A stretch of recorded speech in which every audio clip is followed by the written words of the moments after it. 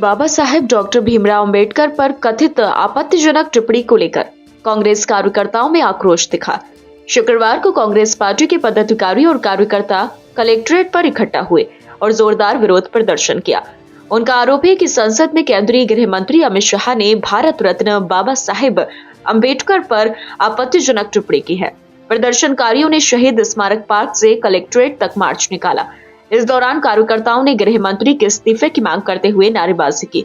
उन्होंने कहा कि अंबेडकर जी देश के संविधान निर्माता और दलित समाज के प्रतीक हैं। उनके खिलाफ ऐसी टिप्पणियां असहनीय हैं। प्रदर्शन के बाद कांग्रेस कार्यकर्ताओं ने राष्ट्रपति को संबोधित एक ज्ञापन जिला अधिकारी को सौंपा। ज्ञापन में मांग की गई है कि अमित शाह से तत्काल इस्तीफा लिया जाए और उनके खिलाफ कार्रवाई हो। प्रदर्शन में कांग्रेस के जिला अध्यक्ष समेत सभी वरिष्ठ नेता और कार्यकर्ता मौजूद रहे। प्रदर्शनकारियों ने कहा कि जब तक गृह मंत्री माफी नहीं मांगते और कार्रवाई नहीं होती तब तक वे अपना विरोध जारी रखेंगे। जिला एवं शहर कांग्रेस कमेटी अमरोहा द्वारा तमाम साथियों के साथ महामहिम राष्ट्रपति महोदया के नाम हमने संबोधित ज्ञापन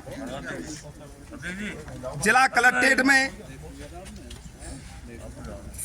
श्री जिलाधिकारी महोदय को सौंपा है। हमने मांग की है कि 17 तारीख को पार्लियामेंट के अंदर, संसद के अंदर, भारत के लोकतंत्र के मंदिर के अंदर देश के गृह मंत्री अमित शाह ने जो बाबा साहब के प्रति, संविधान के निर्माता के प्रति अशोभनीय और अपमान भरी टिप्पणी की है, उसके लिए उनको बर्खास्त किया जाए।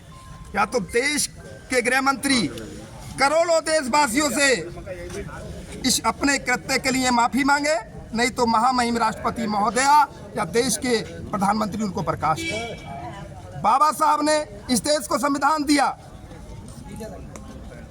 बीसी के, दलितों के, गरीबों के, शोषितों, वंचितों की लड़ाई लड़ी, उनको हक दिलाया। आज हम जो दलित वर्ग के लोग, ओबीसी वर्ग के लोग जो भी संवैधानिक पदों पे बैठे हैं, वो बाबा साहब की देन है। बाबा साहब का जो सम्मान भारत के तमाम करोड़ों लोगों के अंदर और दिल में समाया हुआ है, अमित शाह जी ने उस सम्मान को ठेस पहुंचाई है। देश के गृह मंत्री ने बाबा साहब का अपमान करके करोड़ों देशवासियों का अपमान किया है, पूरे भारत में उनके चाहने वालों का अपमान किया है। मैं ये तो नहीं कह सकता, बाबा साहब ने जो हक और सम्मान संविधान देकर हम लोगों को दिया है, हम जन्म जन्म तक उसके आभारी रहेंगे और बाबा साहब को पूछते रहेंगे। बाबा साहब एक महापुरुष हैं, ऐसे महापुरुष हैं, उन्होंने तमाम भारत के तमाम जातियों के लोगों के लिए संविधान बनाया, उनको हक दिलाया। एक समय था जो हम बीसी वालों को, दलित लोगों को लोग, ये मनुवादी लोग अछूत समझते थे। ये बाबा साहब की देन है कि बाबा साहब ने संविधान बनाकर हमको समान अधिकार देने का काम भारत के अंदर दिया। बाबा साहब के अपमान पर कांग्रेस पार्टी चुप नहीं बैठेगी। बाबा साहब के अपमान पर कांग्रेस पार्टी सड़क से लेकर संसद तक लड़ाई लड़ने का काम करेगी। कल जो बीजेपी के कुछ सांसदों ने देश की पार्लियामेंट के अंदर ड्रामा किया है, ये मुद्दे को, ध्यान को भटकाने के लिए ड्रामा किया है। राहुल गांधी जी पर जो अनगल आरोप लगा रहे हैं, पार्लियामेंट के अंदर अनगिनत कैमरे लगे हुए हैं, सच्चाई सामने आ जाएगी, सच्चाई नहीं छिपेगी। राहुल गांधी देश के किसानों की, नौजवानों की, दलितों की, बीसीओ की, तमाम लोगों की लड़ाई लड़ रहे हैं। आज राहुल गांधी पूरे बीजेपी के और मोदी जी की सरकार के आंख की किरकिरी बने हुए हैं, पर राहुल गांधी के पीछे तमाम देश के नौजवान खड़ा है, किसान खड़ा है।